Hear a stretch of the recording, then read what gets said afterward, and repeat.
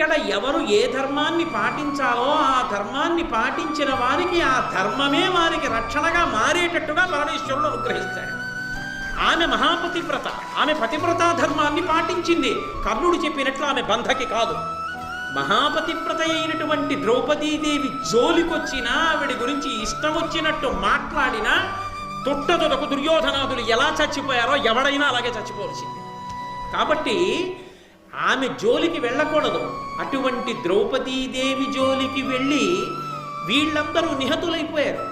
ఆ ద్రౌపదీదేవి జోలికి వెళ్ళినప్పుడు ఆవిడ వేసినటువంటి ప్రశ్నకి తగినటువంటి సమాధానం ధర్మరూపంగా ఇవ్వనటువంటి కారణం చేత పాపాన్ని మూట కట్టుకుని మరణానికి కావలసినటువంటి స్థితిని మిగిలినటువంటి వాళ్ళందరూ పొందారు. అందుకు పడిపోయారు కురుక్షేత్ర యుద్ధంలో. ఒక్క ద్రౌపదీ వస్త్రాపహరణం కురుక్షేత్ర యుద్ధంలో మిగిలిన వారు పడిపోవడానికి కావలసిన పాపాన్ని వండిపెట్టింది.